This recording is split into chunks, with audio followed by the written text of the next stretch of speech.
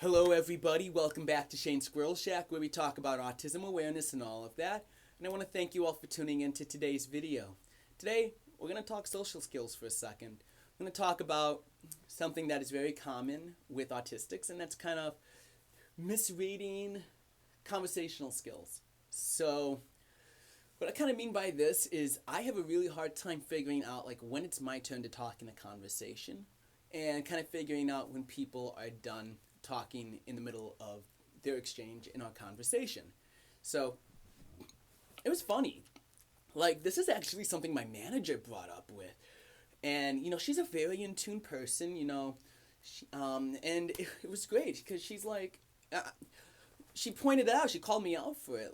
She's talking and I'm almost trying to predict what she says next. And she's like, Shane, why do you do that? I'm like, I don't know. She's like, you think that you're going to say what I'm going to say?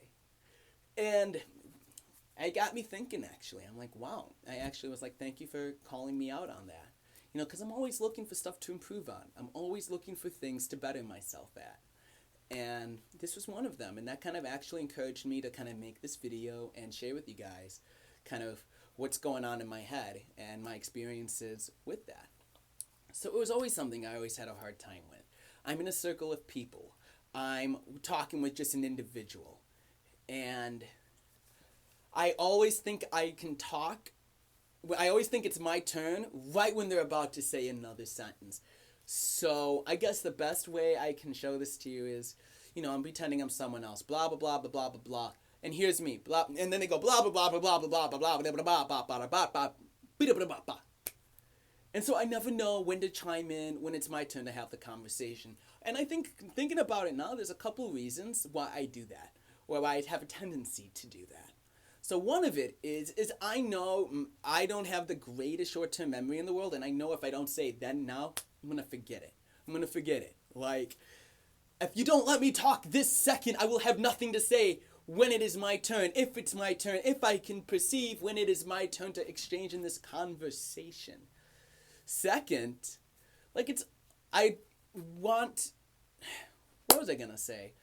I obviously want to feel included, so it's I feel like I have to kind of get in the way of them just to kind of have a part in it, if that kind of makes sense. I sometimes feel undervalidated in conversations, I'm kind of pushed off to the side, and that my thoughts or opinions or exchanges really don't mean a lot. So there's a sense of a little bit of an anxiety there in why I do what I do. So, and I remember this was always a problem even when I was a little kid. And I'm just very fortunate someone in my adult life called me out on it, because it forces me to really have to just shut up. And I have to tell myself that, Shane, shut up. So I guess what now I have to do is kind of figure out, well, what can I do? But actually, no, before I get to that, because I'm in total squirrel mind right now, I want to go back, because I always had a problem with this. Guys, I always had a problem with this. So, I remember when I was a little kid, and I wanted mom or grandma or dad to make me some food or talk, or something. And they would be talking, and I'd be like, blah, blah, blah, blah, blah, blah, blah, saying random 4-year-old stuff. And basically, I had to do this exercise where I said, excuse me, and I had to count to 10. So how the exercise was supposed to go, and keep in mind, this is 4-year-old Shane, was, excuse me, 1, 2, 3, 4, 5, 6, 7, 8, 9, 10, blah, blah, blah, blah, blah.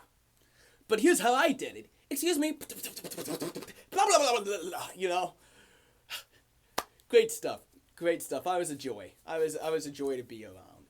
So nowadays, I just have to shut up. That's all it is. Shut up when it's not your turn to talk. And wait for that pause. I have to tell myself that all the time. And I get embarrassed when I screw that up. I kind of go into this little sweat mode. And just kind of get a little anxious. Oh no, I did that. I did it again. I did it again. So, and it gets especially tough when I'm in a large group of people. And I just, part of me wants to feel included. We all want to feel included. This isn't me trying to say, oh, I'm never included, woe is me. But I think all of us, autistic or not, ADHD or not, this is also common for those with ADHD. I recently got an ADHD diagnosis that I might want to talk about in some future videos. So with that, I just get really jumpy, and I know, I'm going to forget if I don't say it. Or I think I have something better to say than what they're going to say. And that's slightly egotistic, and that's on me, because I think what I'm going to say instead of what they're going to say is better, and that's a silly standpoint to come from, but it's a human standpoint. It's a human instinct. We want to sound smart. We want to sound like we know what we're talking about, and that stems down a little bit to ego, and that's something I have to really check with myself with. Just be like, Shane, is it necessary? Just listen, because they might actually have something really cool to say. And, when I do shut up, I actually learn a thing or two. And it makes me more educated. It makes me more conversational, and it helps me build my conversation skills and social skills. So, I I look at these situations and I don't tread lightly on it. I actually take these very much to heart. Like my boss said, she's like, "Why do you do that?" I'm like, "I don't know. But thank you for calling me out on it." And I have made an initiative to, practice better conversation skills in life, really. And that's all I have to say about that today, guys. And I want to thank you all for tuning into today's video. As always, spread goodness, spread love, stay king, everybody. Thank you so much.